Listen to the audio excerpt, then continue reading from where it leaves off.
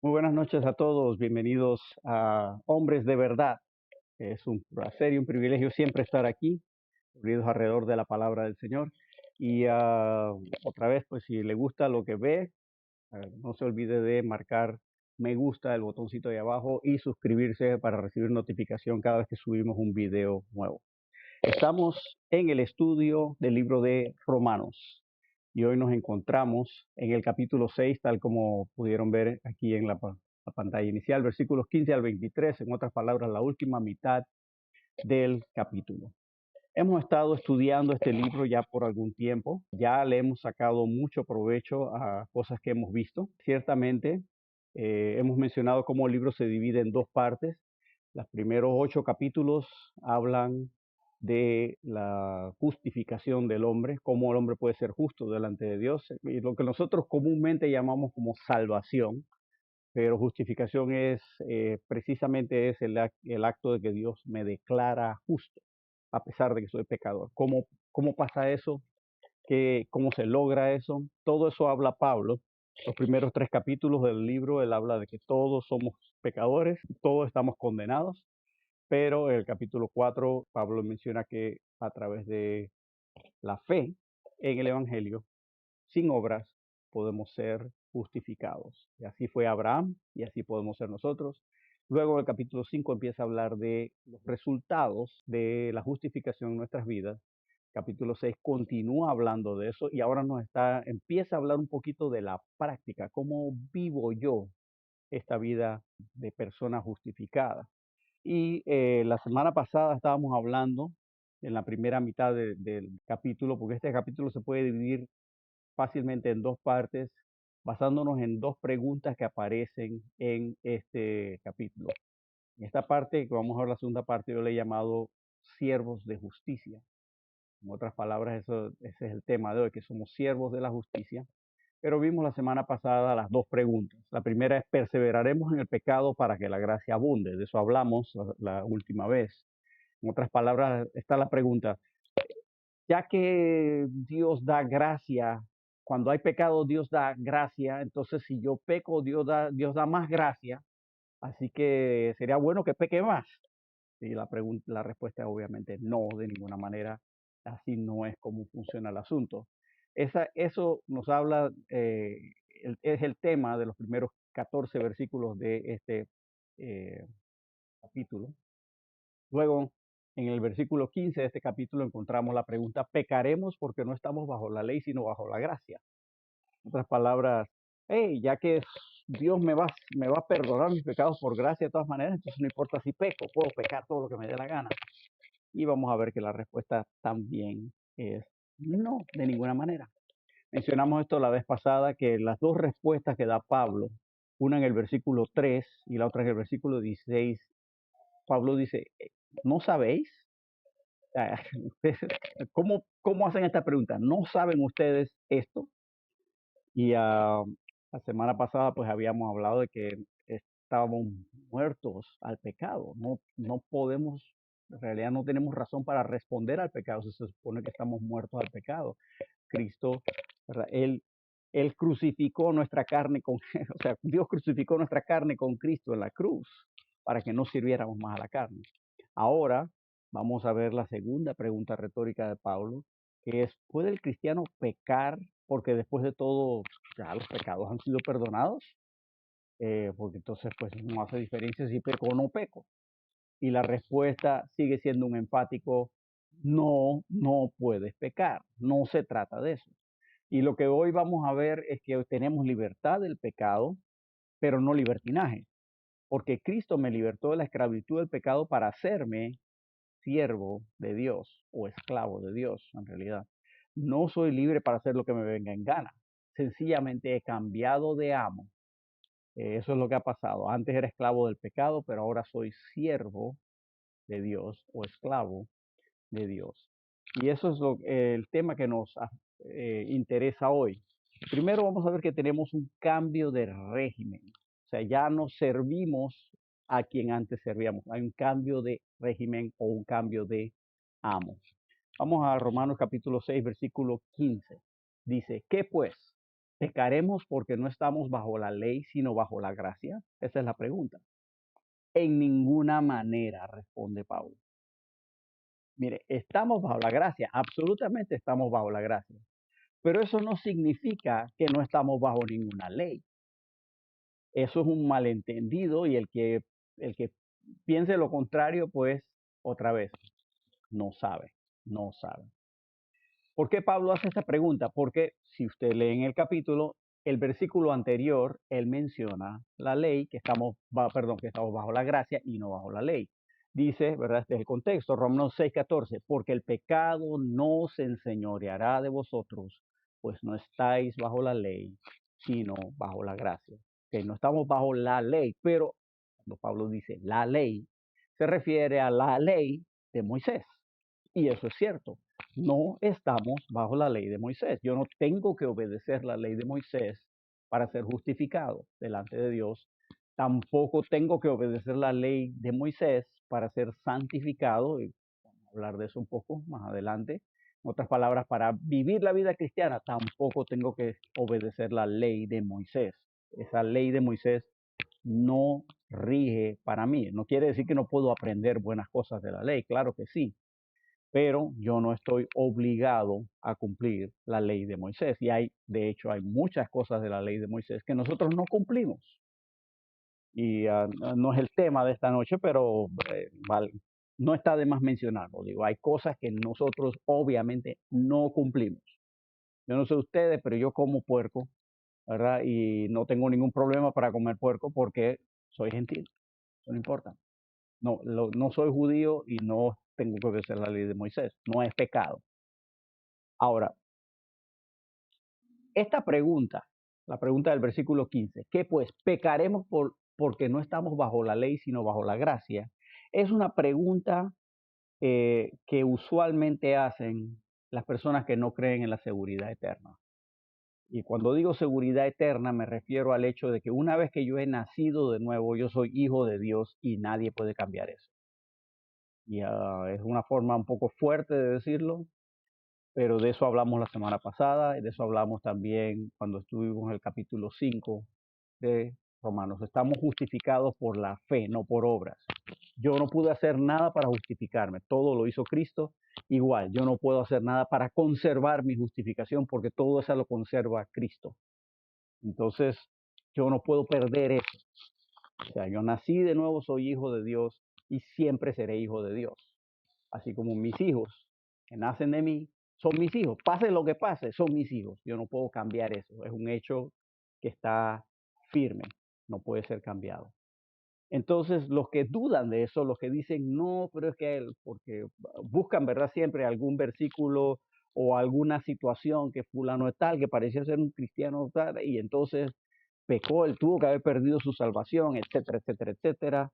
Entonces, ellos son los que dicen, ve, pero es que si tú enseñas que todos los pecados son perdonados por gracia, entonces tú estás fomentando el libertinaje y porque tú dices puedes pecar todo lo que lo que quieras, pero no es así.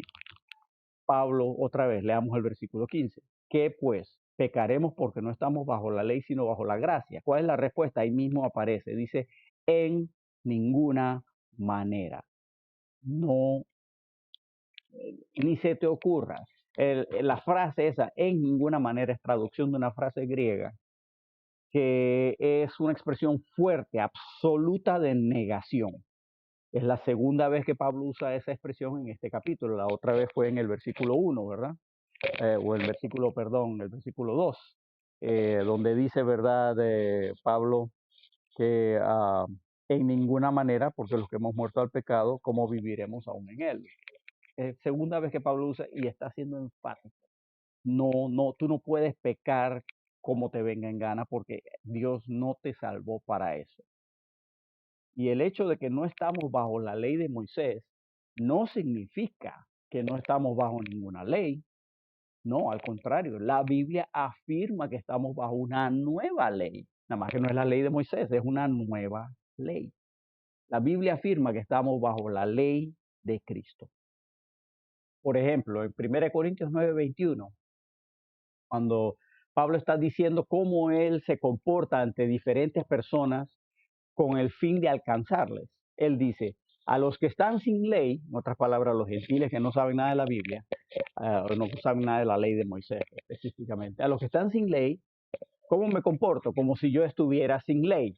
Dice, no estando yo sin ley de Dios, sino bajo la ley de Cristo, para los que están sin ley. Entonces, Pablo dice, mire, yo me comporto como si yo fuera un gentil ante los gentiles para conectarme con ellos, no en el sentido de engañar o manipular, no, yo me quiero conectar con ellos, entonces trato de ser culturalmente sensible, que moderna es la Biblia, ¿verdad?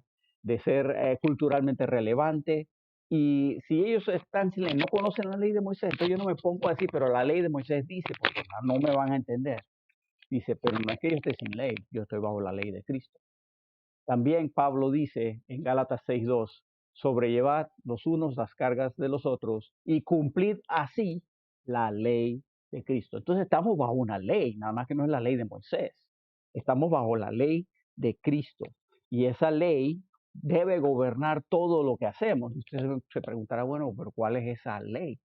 Mire, es quizá el compendio de leyes más corto del mundo, no sé, porque nada más tiene dos preceptos. El primero ustedes lo conocen, amarás a Dios sobre todas las cosas, ¿verdad? Con toda tu alma, toda tu mente, todas tus fuerzas, todo tu corazón. Y el segundo precepto, amarás a tu prójimo como a ti mismo. Si tú haces eso, tú cumples todo lo que Dios espera de ti. Y eso suena fácil, pero no, al contrario, es más difícil. No, es más difícil. Porque mire lo que dice Pablo. Dice, eh, puse ese versículo de Colosenses que es de la semana pasada, más bien se me olvidó borrarlo, así que olviden eso. El versículo que quería era Romanos 13:9. Dice, porque no adulterarás, no matarás, no hurtarás, no dirás falso testimonio, no codiciarás, y cualquier otro mandamiento en esta sentencia se resume. Amarás a tu prójimo como a ti mismo. Si usted conoce algo de la Biblia, usted reconocerá que no adulterarás, no matarás, no hurtarás, no dirás falso testimonio y no codiciarás, son parte de lo que nosotros conocemos como los 10 mandamientos, allá en Éxodo capítulo 20. Dice y eso usualmente es lo que representa toda la ley, o sea, todo el mundo entiende que esos 10 mandamientos son como una representación de toda la ley. Si hiciéramos nada más eso, ¿qué diferencia habría en el mundo? Y yo estoy convencido, si todo el mundo obedeciera esos mandamientos, vaya, qué diferente sería el mundo. Pablo dice, todo eso se resume, y también lo dijo Jesús, ¿verdad? Si tú solo haces esto, amarás a tu prójimo como a ti mismo. Una observación nada más pequeña. Hay un mandamiento entre esos que menciona Pablo que está notoriamente omiso, y es el de guardar el día de reposo. ¿Por qué? Porque somos gentiles. Eso nomás se lo he hecho para aquellos que dicen que hay que guardarlo. Es curioso que Pablo no menciona eso, siendo Pablo judío. ¿Por qué no lo menciona? Porque sabe que no se aplica a nosotros. Pero bueno, ese es tema para otro estudio.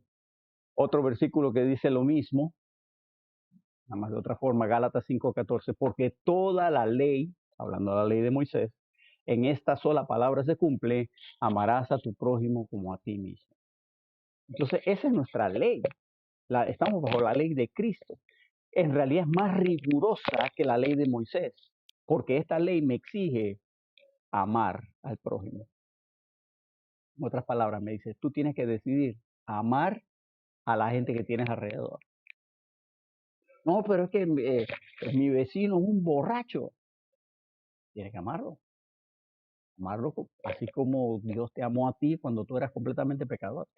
Está duro. ¿Estamos de acuerdo? Es lo más difícil que podemos hacer.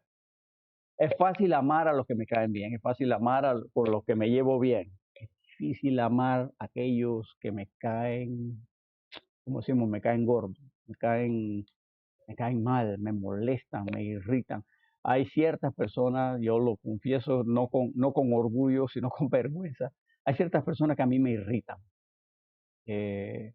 Cuando estoy alrededor de ellos me incomodo porque vamos a decir que su forma de ser me desagrada, la forma en la que hablan me molesta, las actitudes que tienen, Y algunas de estas personas, no todos, pero algunos de ellos son familiares míos, así que no puedo deshacerme de ellos, son mi familia. Me toca interactuar con ellos. ¿Qué dice Dios? Yo puedo decir, pero mira Dios, si no te respeta y no te quiere y no quiere saber de ti, ¿qué dice Dios? Ámalo, ámalo. Y yo, wow, está duro. Esa es la ley de Cristo. Y que no me venga a mí a decirme, hey, como ya Cristo perdonó todos mis pecados, entonces, y como no pierdo la salvación, puedo hacer lo que me da la gana, porque total, voy para el cielo, pase lo que pase.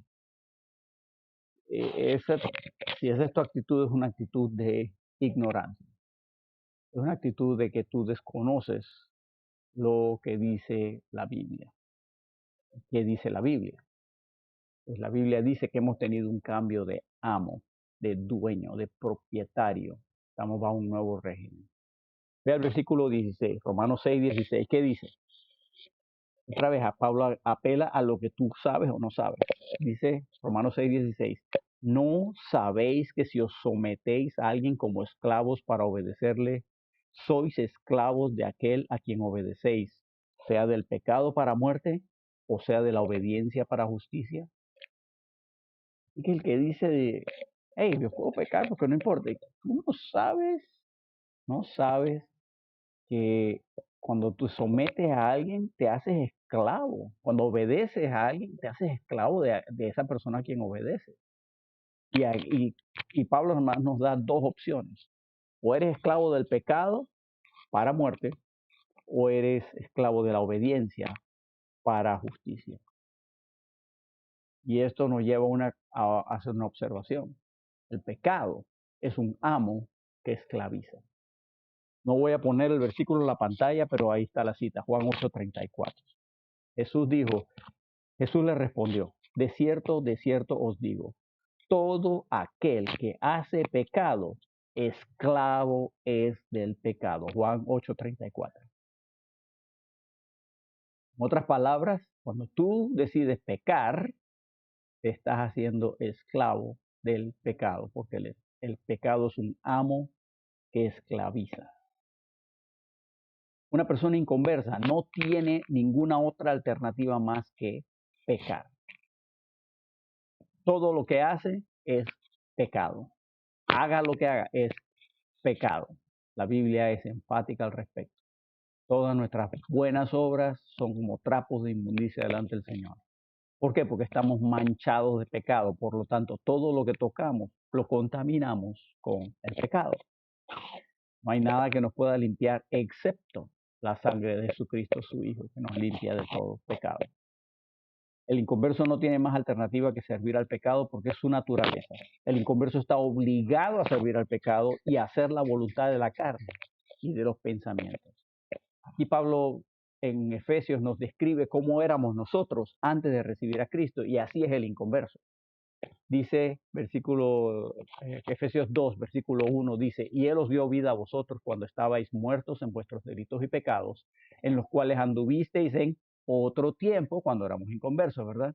Siguiendo la corriente de este mundo, conforme al príncipe de la potestad del aire, ese es Satanás, el espíritu que ahora opera en los hijos de desobediencia, esos son los inconversos, entre los cuales también todos nosotros vivimos en otro tiempo, cuando éramos inconversos, en los deseos de nuestra carne, haciendo la voluntad de la carne y de los pensamientos, y éramos por naturaleza hijos de ira, lo mismo que los demás.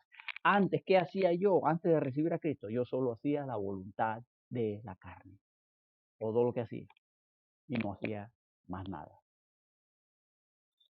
Aunque hiciera algo bueno, estaba haciendo la voluntad de la carne y de los pensamientos que no eran los pensamientos de Dios. El hombre inconverso está en esa condición. No puede hacer nada excepto pecar. Pero en Cristo, nuestro viejo hombre fue crucificado. Eso vimos en la primera parte de este capítulo 6. ¿Para qué? Para que ya no sirviéramos más al pecado. Morimos al pecado para ya no servir al pecado. Lo vimos la semana pasada, Romanos 6:6. Sabiendo esto, que nuestro viejo hombre fue crucificado juntamente con él para que el cuerpo del pecado, este cuerpo, sea destruido, a fin de que no sirvamos más al pecado. Ese es el propósito, no pecar más. Esa es la idea. La idea no es de que, bueno, tengo libertad. No, no, no, no, no. No tienes libertad para pecar. Si tú estás pensando eso, no sabes lo que dice la Biblia. Estás bajo la ley de Cristo. Es no cometer pecado porque amas al Dios y amas al prójimo. El cristiano, la diferencia del cristiano con el inconverso es que el cristiano tiene la facultad de elegir no pecar. El cristiano puede decirle que no al pecado y al contrario, servir a la justicia en lugar de servir al pecado. Esta es la respuesta que Pablo da a esa pregunta que vimos en el versículo 15. ¿Podemos pecar sin reparo y sin temor a las consecuencias? Por supuesto que no, de ninguna manera. ¿No sabes que Jesús te libertó del pecado para que no tuvieras que servir al pecado? ¿Por qué vas a regresar a ser esclavo del pecado? Así que para eso me salvó Dios, para no servir más al pecado. Pero no solo eso, ahora tengo un nuevo amo. Antes era esclavo del pecado porque no tenía alternativa, pero ahora tengo un nuevo amo. Dios me dice, dejaste de ser esclavo del pecado para ahora ser siervo, y tengo esclavo entre paréntesis en la pantalla, de la justicia. En este versículo, el versículo 16, Pablo usa la frase esclavos de la obediencia para la justicia. Leo el versículo nuevamente, Romanos 6:16. ¿No sabéis que si os sometéis a alguien como esclavos para obedecerle, sois esclavos de aquel a quien obedecéis, sea del pecado para muerte, o sea de la obediencia para justicia? O sea, dice, o eres esclavo del pecado para la muerte, o eres esclavo de la obediencia para justicia.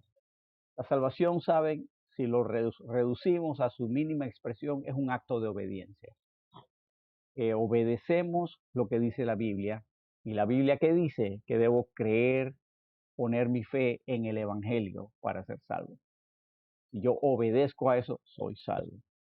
Y aquí Pablo nuevamente, él apela para responder a esta pregunta, él apela a algo que debiéramos saber. ¿No sabéis que si os sometéis a alguien para servirle, para obedecerle? ¿No saben? Ustedes no saben eso, que cometes pecado, te estás haciendo esclavo del pecado. Y ya no debe ser eso. El que cree que estar bajo la gracia es estar sin ley, sencillamente está ignorando lo que dice la Biblia. Y lastimosamente hay mucho ignorante de lo que dice la Biblia hoy día. El que cree que si uno es salvo por gracia, entonces se puede seguir pecando y hacer lo que le da la gana, porque total Dios me va a perdonar, pues ignora lo que dice la Biblia. ¿Por qué? ¿Qué dice la Biblia al respecto? Y ahora tengo un nuevo amo, dice, y este nuevo amo es Dios, pero no puedo servir a Dios y al pecado al mismo tiempo. Porque ¿qué dice la Biblia? Mateo 6:24, ninguno puede servir a dos señores, porque o aborrecerá al uno y amará al otro, o estimará al uno y menospreciará al otro. No podéis servir a Dios y a las riquezas. No podemos servir a Dios y a este mundo. No podemos servir a Dios y al pecado. No se puede. No se puede. Así que si tú estás queriendo jugar el jueguito de que, bueno, yo obedezco a Dios en algunas cosas, pero en otras no, y Dios sabe y me perdona. Dice, yo no juego esos juegos, yo te estoy viendo exactamente lo que estás haciendo. Y no estás cumpliendo lo que yo espero de ti. Y eso tiene su consecuencia, que vamos a ver más adelante. No, yo no te hice para eso. Yo te hice, te liberté del pecado para que tú fueras siervo de la justicia. Y eso es lo que dice Pablo ahora, que hemos sido libertados del pecado para ser siervos de la justicia. Seguimos leyendo. Romanos 6, versículos 17 y 18. Dice, pero gracias a Dios que aunque erais esclavos del pecado, habéis obedecido de corazón aquella forma de doctrina a la cual fuisteis entregados. Y libertados del pecado, vinisteis a ser siervos de la justicia.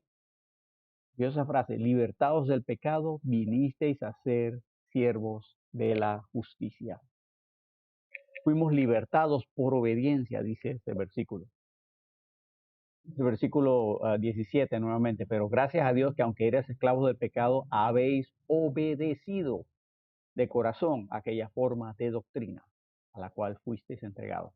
Aunque erais esclavos del pecado, empieza diciendo, esa era nuestra condición antes de recibir a Cristo, cuando éramos inconversos. Como mencionamos antes, el inconverso no tiene otra alternativa, él peca porque no tiene otra, no tiene de otra, no puede hacer más nada que pecar, pero nosotros somos diferentes, nosotros somos diferentes.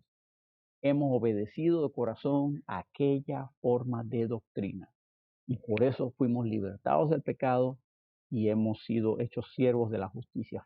Pablo usa una frase muy peculiar aquí para describir la salvación. Es una obediencia a una forma de doctrina, a una enseñanza, a algo que la Biblia enseña y afirma. Yo la obedezco, soy salvo, soy libertado del pecado, como lo dice en este versículo en particular. Y vean, el Evangelio es sencillo, no es complicado. Nosotros, los seres humanos, complicamos el asunto. Y yo sé que lo menciono todas las semanas aquí, pero ese es el poder. El poder de Dios se manifiesta en el Evangelio. Romanos capítulo 1, versículo 16 me dice eso, ¿verdad? Que no me avergüenzo del Evangelio porque es poder de Dios para salvación. Entonces el Evangelio es sencillo. ¿Cuál es el Evangelio? Y no lo voy a buscar ahora, pero 1 Corintios capítulo 1, capítulo 15, versículos 1 al 5 me dice el Evangelio, que es que Jesucristo murió por nuestros pecados, que fue sepultado y que resucitó al tercer día. Si yo puedo creer que Jesús hizo eso para perdonar mis pecados y darme vida eterna, y puedo poner mi fe en eso, soy salvo. Pero examinémoslo un poquito más en detalle en este momento. Examinémoslo un poquito en el detalle. Porque siempre decimos, ¿verdad? Que Jesús murió y resucitó para darle esperanza a todo aquel que en Él cree, ¿verdad? Y vamos a Juan 3:16, ¿verdad? Que de tal manera amó Dios al mundo, ¿verdad? Ha dado a su Hijo unigénito para dar vida eterna a todo aquel que en Él cree. Todo aquel que en Él cree. Y eso es cierto, no contradigo eso es cierto, es absolutamente cierto. Pero vea, no basta con entender esto y aceptarlo intelectualmente. Porque si así fuera, pues con solo recitar el credo de los apóstoles ya sería salvo, ¿verdad? Porque el credo de los apóstoles dice, creo, ¿verdad? Creo que Jesucristo murió y resucitó, lo dice, pero la Biblia no enseña que con solo creer que el Evangelio es cierto, ya soy salvo. No, no, porque nos ponemos a pensar, la Biblia dice que el diablo también cree, los demonios creen y tiemblan, y no son salvos. Eso no es nada más creer que es verdad. La gente, uno va y le pregunta a alguien, ¿tú crees en Dios? Ah, yo creo en Dios. Pero eso no basta. ¿Tú crees que Jesús es Dios? Ah, sí, yo creo que Jesús es Dios. Sí, sí, Dios es la segunda persona de la Trinidad. Sí, sí, sí, sí. Pero no basta con eso. Podemos ir más allá y dice, es necesario creer y confesar, porque eso me dice Romanos capítulo 10, versículos 9 y 10, ¿verdad? Que si confesares con tu boca que Jesús es el Señor y creyeres que en tu corazón que Dios le levantó de los muertos, serás salvo. Ok, bueno, es necesario eso, ok, bien. Pero, ¿sabes? El asunto es que no es solamente obedecer y confesar. ¿Qué dice este versículo que acabamos de leer? Romanos 6, 17. Dice que aunque seas, pero gracias a Dios que aunque eras esclavos del pecado, dice, habéis obedecido de corazón. Hay algo que tiene que pasar en tu interior para que obedezcas de corazón y no solamente sea un ejercicio intelectual o emocional. Ay, me emocioné porque sonó tan bonito que dije, sí, quiero creer en Dios, pero la emoción se disipa. Digo, no de balde en la parábola del sembrador, hay 4 clases de tierra y solamente una de ellas da fruto. No en balde, porque hay mucha gente que la cosa es intelectual o superficial o emocional y no es de corazón. de corazón. Mm. Esto es interesante considerarlo porque hoy está de moda decirle a la gente, solo cree en Jesús. Pero el asunto no es nada más creer en Jesús. Tengo que poner mi fe en que lo que Jesús hizo al morir y al resucitar, eso lo hizo por mí, para salvarme a mí.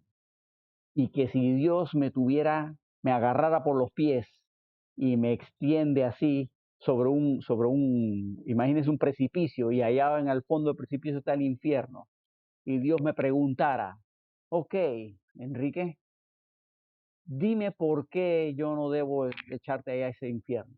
¿Por qué no debo soltarte en este momento y dejar que te caigas a ese infierno? Si mi respuesta no es, bueno, más pongámoslo afirmativo, si mi respuesta es Jesús murió y pagó por mis pecados, por esa razón no me debes echar. Entonces en eso estoy confiando. ¿Me explico? Ahí está mi corazón. Pero si mi respuesta y me tiene guindado dice, no, pero yo asistí a la iglesia todos los domingos, entonces estoy confiando en eso. No, no, pero yo fui maestro de escuela dominical, estás confiando en eso. Ahí está tu corazón. ¿Me explico? ¿Me explico? O sea, yo no estoy tratando, no me malentienda, no quiero poner una cosa legalista, un requisito legalista, pero examinando lo que dice la Biblia, no basta con decir, oh, yo creo. No basta con decir eso. O decirlo con la boca, yo creo en Jesús. Si no hay un cambio interno en el corazón, no ha pasado nada. ¿Me explico? A eso me refiero. Y creo que la Biblia afirma eso en varios lugares. La cosa es de adentro hacia afuera, no de afuera hacia adentro. Es necesario creer y confesar, sí, pero el asunto no es solamente obedecer y confesar, es obedecer de corazón, de corazón. Hay una operación interna que tiene que ocurrir en mí. No basta con solo creer que Jesús murió y resucitó, sino que tengo que creer que Él murió para pagar por mis pecados y resucitó para ofrecerme vida eterna a mí. Es personal la cosa y tengo que creerlo de corazón. Esta es la forma de doctrina que creemos y enseñamos. Si usted vaya a Romanos 10, usted va a leer que ahí dice, ¿verdad? Esta es la palabra de fe que predicamos. Esta es la forma de doctrina. Esta es la palabra de fe que han predicado los cristianos que creen la Biblia desde un principio y no hemos variado. Hay los que dicen que para ser salvo hay que ser bautizado. Esa no es la forma de doctrina que enseña la Biblia. Cuando digo bautizado, bautizado en agua, a eso me refiero. Hay los que creen que para ser salvo, para ir al cielo, tienes que hacerte miembro de cierta iglesia o cierto grupo. Esa no es la forma de doctrina que enseña la Biblia. Hay también quienes le añaden, ¿verdad? Oh, sí, tienes que creer en Cristo y también tienes que hacer este rito y este y este y este y este. Esa no es la forma de doctrina que enseña la Biblia. Y esto es muy importante que lo tengamos en claro porque también cuando nosotros predicamos el Evangelio, asegurémonos de no abandonar la forma de doctrina que enseña la Biblia. Eso es lo que salva a la persona y ese es el poder de Dios para salvación. No es lo que a mí se me ocurra. Y esa frase, forma de doctrina, me hizo recordar que hay otra forma en la Biblia. Es otro tema en realidad, pero quería mencionarlo. La Biblia menciona otra cosa, otra forma que tenemos. Y está en 2 Timoteo 1:13, que dice, retén la forma de las sanas palabras que de mí oíste en la fe y amor que es en Cristo Jesús. Es interesante que Pablo habla de la forma de las sanas doctrinas, las palabras, perdón. Hay ciertas palabras que en la Biblia son sanas, pero el diablo y los hombres las han pervertido. Palabras como salvación, justificación, santificación, bautismo. La semana pasada hablamos de diversos tipos de bautismo, ¿verdad? Cómo se ha pervertido eso en el mundo hoy día. Hay otras palabras quizá no tan conocidas, pero igual son sanas y tienen su forma: edificación, exhortación, comunión, perdón, confesión. ¿Por qué menciono esto? Porque las versiones modernas de la Biblia tienden a intercambiar una palabra por otra o cambiar la palabra del todo. Y en algunos casos omiten ciertas palabras. Interesante. Pablo nos dice: retén la forma de las sanas palabras. No es el tema en esta noche, pero tenemos una forma de doctrina, tenemos una forma de las sanas palabras, y yo me atrevería a argumentar que las dos están conectadas. La buena doctrina de la salvación con las sanas palabras. Y abandonar su forma es, vamos a decir, un ejercicio peligroso para nuestra salud espiritual. Solamente digo eso. Seguimos leyendo el versículo, ¿verdad? El versículo termina diciendo en Romanos 6, 17, dice: pero gracias a Dios que aunque eres esclavos del pecado, habéis obedecido de corazón aquella forma de doctrina a la cual fuisteis entregados. Y podemos decir que fuimos entregados al Evangelio para cambiar de amo. Dios nos entregó al Evangelio para que cambiáramos de amo, ¿verdad? Porque antes eh, íbamos con otro destino y ahora Dios nos ha cambiado de amo. Porque no todos obedecen al Evangelio. Él menciona la obediencia a la forma de doctrina, pero no todos obedecen al Evangelio. Hay quienes no lo quieren obedecer. Según de Tesalonicenses 1:8, dice: en llama de fuego para dar retribución a los que no conocieron a Dios ni obedecen al Evangelio de nuestro Señor Jesucristo. Así que, otra vez, la salvación en realidad, lo reducimos, es un asunto de obediencia. Ves lo que dice la Biblia en cuanto a que tú eres pecador, que vas al infierno, que te mereces el infierno, pero al mismo tiempo ves que la Biblia dice que Jesús murió por tus pecados para salvarte de ese infierno, y que resucitó para darte esperanza de vida eterna. Y entonces ahí tú decides: obedeces en poner tu fe en eso, o no lo obedeces porque no lo crees o lo que fuera. Y algunos no obedecen al Evangelio del Señor Jesucristo. Sencillamente no les parece. Pero nosotros hemos obedecido hemos obedecido, y eso nos ha hecho cambiar de amo. Ahora hemos sido constituidos siervos de la justicia. Vean lo que sigue diciendo por el versículo 18. Romanos 6:18 dice: y libertados del pecado, vinisteis a ser siervos de la justicia. La primera parte de este capítulo vimos que ser libertado del pecado significa morir al pecado. Cuando recibimos a Cristo como nuestro Salvador, se produjo esa operación espiritual en la cual Dios separó nuestra alma de nuestro cuerpo, y el cuerpo figuradamente fue clavado en la cruz con Cristo, mientras que nuestra alma y nuestro espíritu quedaron ahora muertos al pecado, pero vivos para Dios. Esto es lo que la Biblia describe como una nueva naturaleza. Ahora somos nueva criatura, un nuevo hombre que ha sido justificado delante de Dios, y ahora vemos que ha sido constituido siervo de la justicia. O sea que no solamente soy justificado, porque eso lo soy, en Cristo lo soy, pero ahora he sido constituido siervo de la justicia. Dios me ha dado un propósito. Ahora sirves a la justicia. Tengamos en mente, y quiero mencionar esto: en español estamos viendo dos palabras diferentes. Estamos viendo la palabra esclavo y la palabra siervo. Esclavo del pecado, siervo de la justicia, aunque allá al principio sí vimos esclavo hablando de las dos cosas, ¿verdad? Por allá, por el versículo 15, por allá. Y investigando un poco, yo vi que en realidad esas dos palabras traducen a la misma palabra griega. O sea, yo no sé nada de griego, pero como les he dicho, tengo un buen diccionario. Y veo que, y como yo soy traductor, entonces este tipo de cosas me interesan, ¿verdad? La misma palabra griega, en un caso se traduce siervo, en el otro caso se traduce esclavo. ¿Por qué? Sencillamente es para darnos un aspecto negativo positivo. Es nada más para eso. Pero es una enseñanza hermosa. O sea, somos esclavos del pecado porque el pecado nos esclaviza, no nos permite escapar, no, nos tiene presos. Pero somos siervos de Dios porque queremos servirle. O sea, técnicamente estoy obligado a servirle porque Él es mi nuevo amo, pero no soy su esclavo en el sentido de que mi voluntad no participa.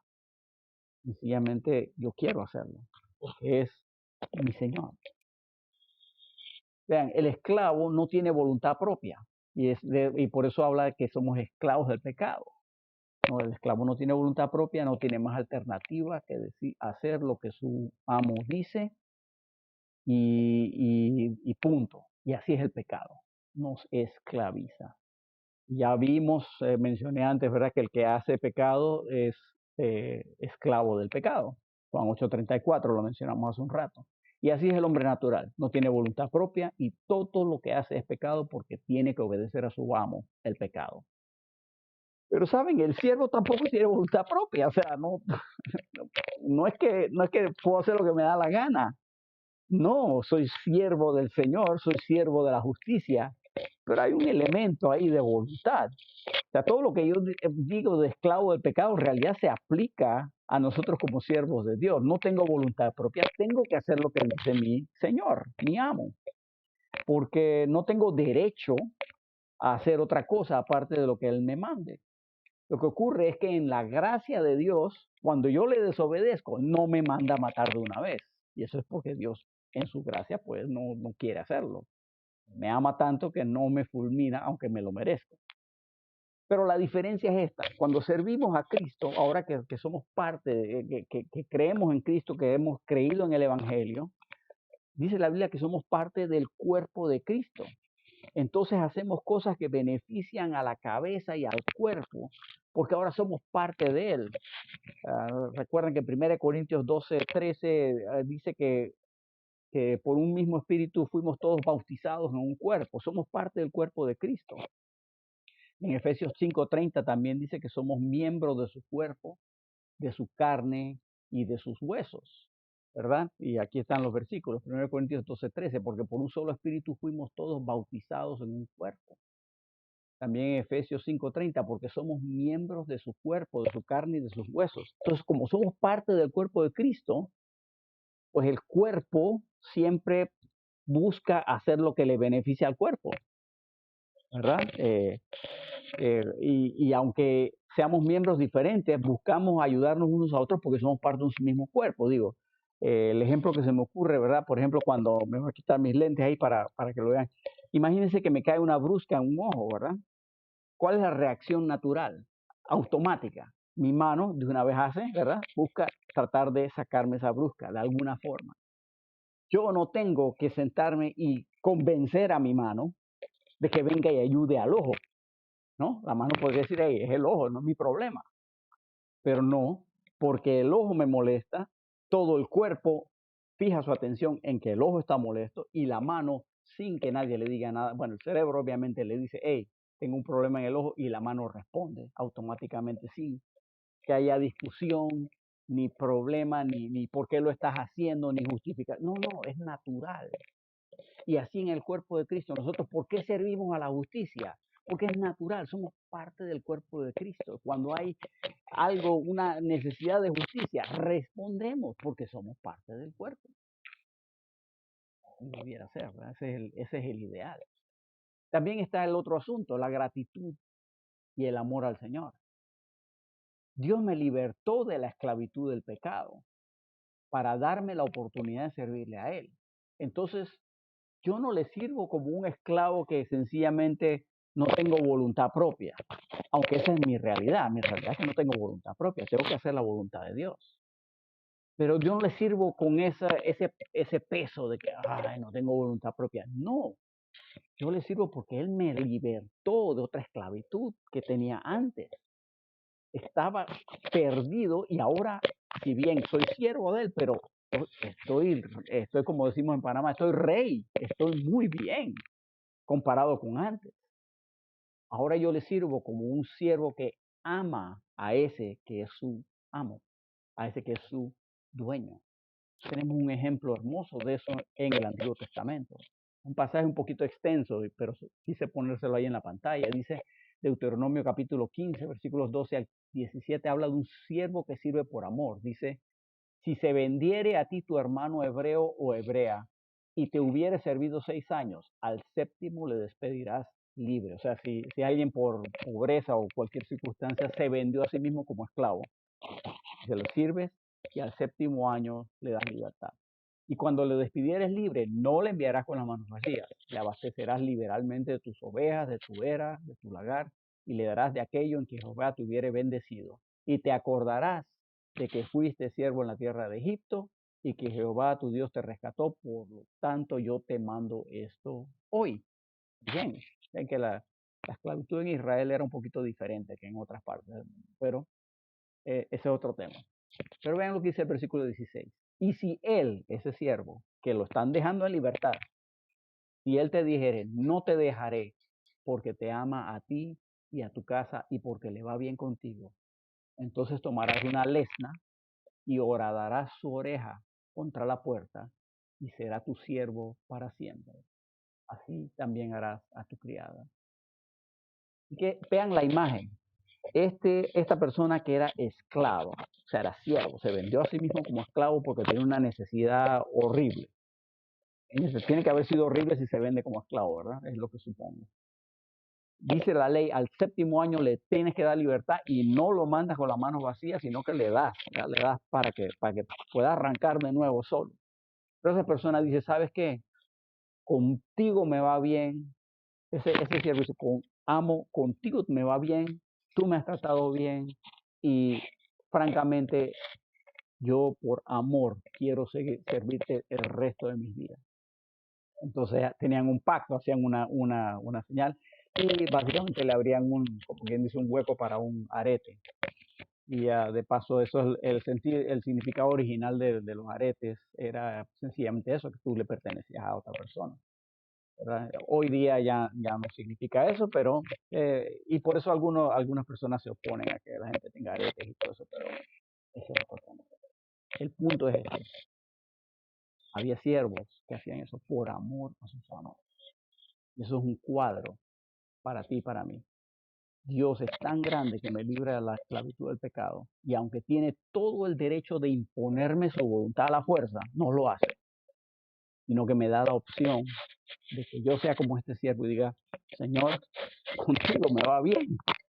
Señor, tú me has tratado bien y contigo eh, me sacaste de donde yo estaba, en un problema difícil. Yo quiero servirte el resto de mis días por amor a ti.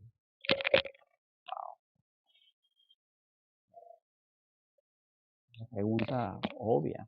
¿Te dejarías tú horadar la oreja con una lesna por el Señor? Obviamente no literalmente, figuradamente. ¿Estás tú dispuesto a decirle, Señor, contigo me va bien? Yo no quiero más nada. Solamente quiero servirte a ti y servir así a la justicia. ¿Te has dejado horadar la oreja? ¿Te has dejado? Sí. Continúa Pablo y ahora nos empieza a hablar de que como estamos sirviendo a la justicia en lugar de servir al pecado, ahora que servimos a la justicia tenemos un nuevo fruto y un nuevo fin. Un nuevo fruto y un nuevo fin. Y cuando digo fin me refiero a propósito o meta final. Vean lo que dice Romanos 6, 19 y 20. Dice, hablo como humano por vuestra humana debilidad, que así como para iniquidad presentasteis vuestros miembros para servir a la inmundicia y a la iniquidad, así ahora, para santificación, presentad vuestros miembros para servir a la justicia. Porque cuando erais esclavos del pecado, erais libres acerca de la justicia. Lo primero que Pablo menciona es que enfrenta nuestra debilidad. Dice, hablo como humano por vuestra humana debilidad. Pablo habla como hombre, como ser humano, como esclavo entre otros esclavos. Él dice, miren, somos débiles. Hey, hermanos, somos débiles. ¿Por qué? Porque no podemos gobernarnos a nosotros mismos, porque si nos gobernamos a nosotros mismos, entonces echamos para atrás al pecado. Así de débiles somos. Necesitamos a un nuevo amo, porque si no, de lo contrario, volvemos al pecado. No queremos eso. Por eso es que tengo que someterme a mi nuevo amo y hacer su voluntad, servir a la justicia. En la práctica, ok, entonces, ¿qué hago? ¿Cómo hago esto? Cada día, en la práctica, cada día yo decido a quién voy a servir. Cuando me levanto en la mañana, abro mis ojos, en ese momento empieza una serie de decisiones. ¿A quién voy a servir hoy? ¿A quién voy a servir hoy? Y vean que Pablo hace una comparación y contraste. Aquí en el versículo 19 dice, ¿verdad? Cuando dice, hablo como humano por vuestra humana debilidad. Vean lo que dice Pablo. Dice que así como para iniquidad presentaste vuestros miembros para servir a la inmundicia y a la iniquidad. Así ahora. ¿Lo ves? Así como, así ahora. Eso se llama una comparación y contraste. Esto es un método de enseñanza que Dios emplea múltiples veces en la Biblia. No tenemos tiempo de ver eso en esta noche, pero eso amerita su propio estudio. Tanto es que algunas personas afirman que las dos palabras más importantes de la Biblia son así y cómo. Porque Dios, por medio de establecer comparaciones y contrastes, nos enseña las grandes verdades de Él. Sus grandes doctrinas están con un así y un cómo. Así como antes tú servías al pecado, pero con todo, así ahora debes servir a Dios. Con todo. Es lo que está diciendo. Otra vez leo el versículo. Que así como para iniquidad presentasteis vuestros miembros para servir a la inmundicia y a la iniquidad, así ahora para santificación presentad vuestros miembros para servir a la justicia. En pocas palabras, ¿verdad? Así como antes tú pecabas, pero vaya, con gusto, ahora sirve a Dios con gusto. Pablo usa la palabra presentar, ¿no? Presentar. Así como servíamos antes al pecado, así debemos servir ahora a Dios. Él usa la palabra presentar, así como presentábamos nuestros miembros, en otras palabras, nuestro cuerpo, para servir a la inmundicia, a la iniquidad. ¿Cómo presentar? Bueno, significa que le daba oportunidad o buscaba la oportunidad de hacer esas cosas que ahora yo entiendo bien y aún antes entendía bien que eran pecado, ¿no? Que si algún comportamiento indebido, algunas palabras indebidas, algunas actitudes indebidas, yo buscaba la oportunidad de cometerla porque me gustaba. Y seamos sinceros, nos gustaba. Eso era antes lo único que podíamos hacer. Y él dice, ¿verdad? En el versículo 19, él habla de que así como presentasteis vuestros miembros para servir a la inmundicia y a la iniquidad. Pablo menciona la inmundicia. La inmundicia es la infidelidad física, típicamente sexual. Y también la inmundicia es la infidelidad espiritual, lo que nosotros llamaríamos idolatría. Y hay varios ejemplos de ello, nada más les voy a poner las citas porque si no voy a pasar mucho tiempo tratando de explicarla, pero le invito a que las busque y las examine por sí mismo. Por ejemplo, en infidelidad física, la Biblia le llama inmundicia en Levítico 20:21, donde por ejemplo dice, y el que tomare la mujer de su hermano comete inmundicia. En otras palabras, no, el incesto es inmundicia. También número 5:19 y 2 Samuel 11:14 mencionan eso. Buscar esas citas, le invito a que lo haga. Y en cuanto a la infidelidad espiritual o idolatría, ahí están pasajes como Ezequiel 39:23 al 24, donde se habla de las grandes abominaciones que se cometían en el templo de Jerusalén, o en Oseas 6:10, donde dice Jehová Dios, en la casa de Israel he visto inmundicia, allí fornicó Efraín y se contaminó Israel. Como digo, no tengo tiempo de examinar qué significan exactamente esos versículos, pero les he hecho eso para que usted, pues, le interesa, lo investigue. Pablo no solo menciona la inmundicia, Pablo también menciona la iniquidad. La iniquidad es el mal que está en el interior del hombre. Todos tenemos esa veta de maldad en nuestro interior. Y el hombre está lleno de iniquidad, francamente. Jesús acusó a los fariseos de hipócritas y que por su hipocresía, por afuera se veía muy bonito, pero por dentro estaban llenos de iniquidad. Eso está en Mateo 23, 28, si lo quiere buscar. Y todo el capítulo 23 de Mateo, francamente, cuando Jesús le habla de los fariseos, él está hablando de eso. Por fuera se ve muy bonito, pero por dentro lleno de maldad. Seamos sinceros, eso somos nosotros también. Por fuera nos vemos muy atractivos, muy bonitos, muy limpiecitos. Soy cristiano, ay, yo me comporto como un buen cristiano. Pero por dentro, el cuento es otro. Yo no me como el cuento, mucho menos Dios. Así que, ¿para qué? ¿Para qué tratamos de engañarnos a nosotros mismos? Seamos sinceros, necesitamos un nuevo amo porque nosotros no servimos. Dios me amó tanto que me envió a su hijo a morir por mí, pero que no se me suba a la cabeza. Pablo dice, así como para iniquidad, ¿verdad? Nos presentábamos, ¿verdad? A nuestros miembros para servir a la inmundicia. Dice Pablo, dice, así ahora para santificación. Presentad vuestros miembros para servir a la justicia.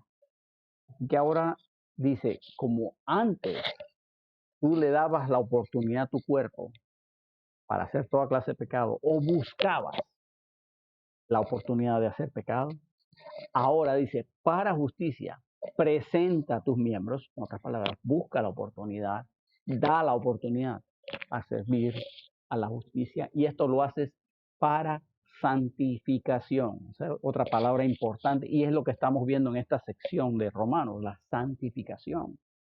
¿Qué es santificación? Es otra vez una palabra que ha sido su forma. Se ha preservado quizá la forma morfológica, pero no su significado. La gente cree que santificarse es hacerse más cercano a Dios. No, santificarse es apartarse con un propósito específico. Eso es lo que significa en la Biblia. Entonces dice, para apartarme del pecado, presento mis miembros para servir a la justicia. No tratemos de espiritualizar el significado. No, para apartarme del pecado, me presento para servir a la justicia. La única forma de ser consistente en tomar la decisión cada día de servir a la justicia es que yo de un principio quiero llenar mi mente y mi corazón de la palabra de Dios para que transforme mi manera de pensar y me guíe a hacer las cosas que Dios quiere que yo haga. Conocen Romanos 12:2. Romanos 12:1 es el que siempre citamos, ¿verdad? Que presentar vuestros cuerpos como sacrificio vivo. De eso estamos hablando, francamente, pero el versículo 2, vea lo que dice: no os conforméis a este siglo, sino transformaos por medio de la renovación de vuestro entendimiento, para que comprobéis cuál sea la buena voluntad de Dios, agradable y perfecta. ¿Cómo puedo renovar mi entendimiento? Solo con la palabra de Dios. Tengo que llenarme de la palabra de Dios para ser consistente en presentar mi cuerpo, los miembros de mi cuerpo para servir a la justicia. Y la otra cosa que tengo que hacer es ser lleno del Espíritu Santo. Y otra vez, no tenemos tiempo de ver cómo puedo hacer eso. Bueno, Efesios 5, 18 y 19, no os embriaguéis con vino en lo cual hay disolución, antes bien sed llenos del Espíritu, hablando entre vosotros con salmos, con himnos y cánticos espirituales, cantando y alabando al Señor en vuestros corazones. Tengo que ser lleno de la palabra, ser lleno del Espíritu. Y francamente las dos cosas están íntimamente conectadas. Yo soy de los que cree que tú no puedes ser lleno del Espíritu si no eres lleno de la palabra y viceversa. ¿Cómo entonces puedo ser para santificación, presentar mis miembros para servir a la justicia? Así, cada día yo decido llenarme de la palabra, llenarme del Espíritu y presentarme a Dios para que Él haga conmigo lo que Él quiere. El versículo 20 dice, porque cuando eras esclavo del pecado, erais libres acerca de la justicia. Eso solo quiere decir que cuando yo servía al pecado, yo era libre de la justicia en el sentido de que la justicia no me controlaba. No había manera de que yo hiciera el bien porque la justicia no tenía ningún tipo de influencia o control sobre mí. Pero si eres cristiano, esa ya no tiene que ser tu realidad. Ahora tú puedes ser siervo de la justicia. Y ya aquí en la recta final del capítulo, llegamos al versículo 21. Y del 21 al 23 vamos a ver que ahora se mencionan dos frutos y dos fines. Romanos 6:21 dice, pero ¿qué fruto teníais de aquellas cosas de las cuales ahora os avergonzáis? Porque el fin de ellas es muerte. Mas ahora que habéis sido libertados del pecado y hechos siervos de Dios, tenéis por vuestro fruto la santificación y como fin la vida eterna. Porque la paga del pecado es muerte, mas la dádiva de Dios es vida eterna en Cristo Jesús, Señor nuestro. Ahora, la vida del siervo de pecado lleva a la vergüenza. Dice el versículo 21, ¿qué fruto tenías de aquellas cosas de las cuales ahora os avergonzáis? El pecado lleva a la vergüenza. ¿Cuál es el fruto del pecado? Pues las consecuencias negativas del pecado. Y el pecado siempre tiene consecuencias negativas, lo he dicho antes, me oirán decirlo después, el pecado te lleva más lejos de donde lo que querías ir, te retiene por más tiempo del que te querías quedar y te cuesta más, tienes que pagar más de lo que tú querías pagar. Así es el pecado. Oh, al principio se siente muy bonito, se siente rico, si no se sintiera rico la gente no lo hiciera. Al principio se siente chévere, entonces cuando te agarra, vienen las consecuencias. Así que, ¿cuál es el fruto del pecado? La forma que a mí se me ocurre más fácil de describirlo es, el fruto del pecado es corrupción. Corrupción en el sentido de tu vida se corrompe. Gálatas 6, 7 y 8 dice, no os engañéis, Dios no puede ser burlado, pues todo lo que el hombre sembrare, eso también segará. Porque el que siembra para su carne, de la carne segará corrupción. Si tú alimentas a tu carne, que es alimentar al pecado, lo que vas a cosechar es corrupción.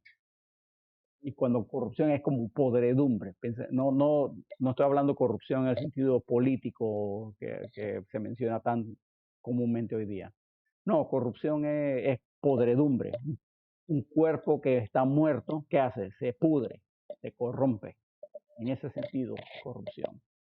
No te engañes, Dios no puede ser burlado. Aquí el versículo resume todas estas consecuencias en la frase la muerte. Dice el versículo 21, ¿qué fruto tenías de aquellas cosas en las cuales ahora os avergonzáis? Porque el fin de ellas es muerte. Luego el versículo 23 que dice, porque la paga del pecado es muerte. No hay escapatoria, es muerte. Y podemos entender esta muerte. Recuerden que muerte en la Biblia no significa aniquilación, significa separación. Separación. Hay una muerte espiritual en el sentido de separación de Dios. Tú eres un cristiano, sí, eres salvo, sí, pero tú empiezas a vivir para el pecado. Hay una separación con Dios que se produce. La relación con Dios se interrumpe y ahora estás separado de aquel amo que quiere tu bien, que te trata bien. Ahora estás separado, no tienes comunión con él. Hay una muerte espiritual en ese sentido, pero también hay una muerte física. No voy a buscar estos versículos, pero en 1 Juan 5:16 dice que hay pecado de muerte. Y yo estoy convencido que hay pecados que tú lo cometes y Dios dice, no, hasta aquí llegaste, mejor te traigo para casa, venga para acá. 1 Corintios 11:30 habla de que había ciertos pecados y desavenencias entre los corintios y tomaban la cena del Señor sin mucho reparo y por eso muchos duermen, ya que muchos habían muerto. Entonces sí que hay muerte física también en el asunto. Gálatas 6, 7 y 8, no engañéis, Dios no puede ser burlado. Y Dios estima que hasta aquí llegaste, Él dice, venga para acá. Es mejor no llegar a ese extremo, hermano, porque de la carne segaremos corrupción. ¿Cuál es el fin del pecado?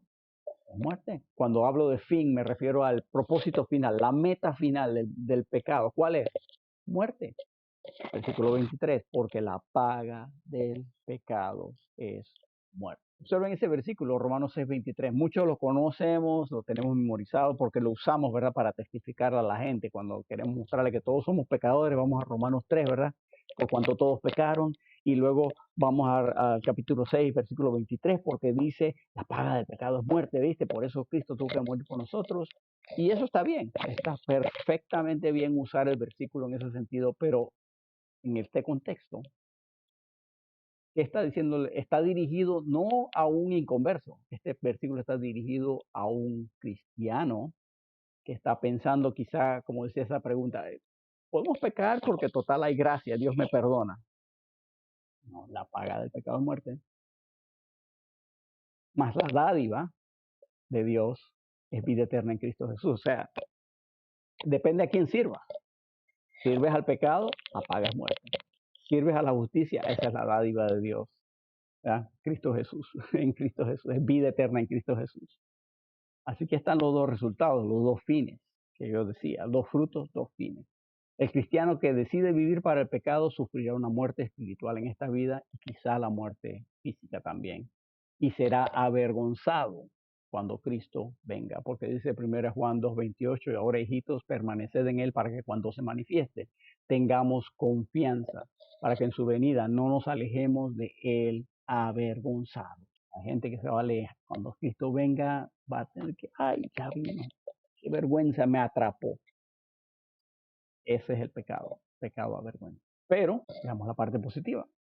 La vida del siervo de justicia lleva a la santificación y la vida eterna.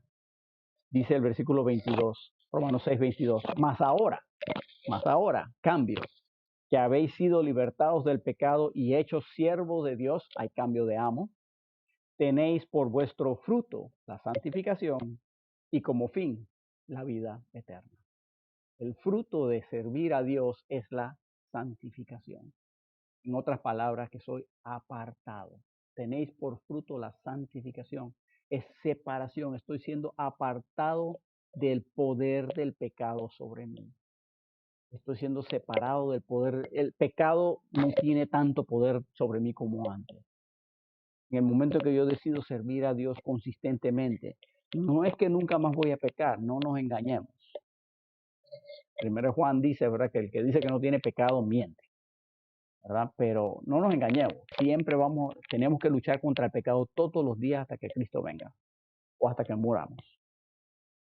Pero si yo soy consistente en servir a la justicia, voy a notar que cada vez hay ciertos pecados que cada vez tienen menos influencia sobre mí. Siempre tendré que lidiar entonces con otros pecados que todavía tienen influencia sobre mí, pero hay un proceso, hay un avance y lo puedo ver. Francamente, conforme mis años, tengo más de 45 años de ser cristiano y hay cosas que antes a mí no me molestaban. Yo las hacía y ni lo pensaba y ahora me doy cuenta de esos pecados también. O sea, soy más sensible y en lugar de decir, oh, ahora peco menos, ahora me doy cuenta, no, me falta mucho más por recorrer porque todavía tengo problemas en muchas áreas. Hermano, no crean que no, que va, yo tengo tantos problemas como tú. Es más, yo diría, yo tengo más problemas que tú. Porque soy más, ¿por qué? Porque con el andar con el Señor me doy cuenta ahora más. Y no significa que no peco, porque a veces peco. La diferencia es que antes yo cometía ese pecado y ni cuenta me daba. Y ahora ay, hermano, otra vez fracasé. Otra vez fallé, otra vez no dejé que el Espíritu me controlara en esa situación. Este proceso de darte cuenta de que todavía me falta mucho, pero hay ciertos pecados que ya no me afectan como antes, no me atraen, mejor dicho, no me tientan tan fuerte como antes. Eso es santificación. Estoy cada vez quitándome del poder del pecado sobre mí. Y es vivir en victoria. Es un proceso.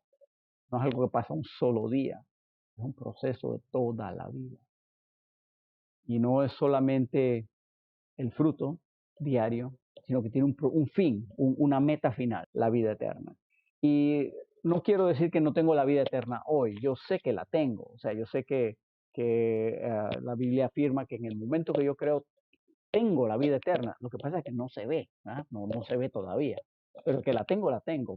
Juan 5:24 dice, de cierto os digo, el que oye mi palabra y cree al que me envió, tiene, no tendrá, tiene vida eterna, o sea, ya la tengo. También 1 Juan 5:13, estas cosas os he escrito a vosotros que creéis en el nombre del Hijo de Dios, para que sepáis que tenéis vida eterna, no que tendrás, sino que tenéis, ya la tengo, aunque no se ve todavía. ¿Cuándo se va a ver? Cuando llegue a ese fin, a esa meta final. Cuando Jesús se manifieste y nosotros seamos manifestados con Él, ahí se verá, yo tengo vida eterna. O sea, yo sé que la tengo ya, eso lo creo, no estoy convencido, pero no se ve. En ese momento se verá. Como dice en 1 Corintios 15:53 y 54, porque es necesario que esto corruptible, este cuerpo, se vista de incorrupción, cuerpo nuevo, y esto mortal se vista de inmortalidad. Y cuando esto corruptible se haya vestido de incorrupción y esto mortal se haya vestido de inmortalidad, entonces se cumplirá la palabra que está escrita, sorbida es la muerte en victoria. Ese es mi fin, la vida eterna. Y el fruto de aquí a allá, la santificación. Para eso vivo, por eso sirvo a la justicia, porque ese es mi fruto que estoy buscando y ese es el fin al cual me dirijo. Y gloria a Dios, tengo las herramientas que Dios me ha dado para llegar allí. La pregunta es, ¿qué fruto te espera a ti? ¿Cuál es tu fin? En esta noche, ¿cuál dirías tú que es? Mi oración es que tú puedas decir como yo, la santificación y mi fin es la vida. Señor les bendiga ricamente.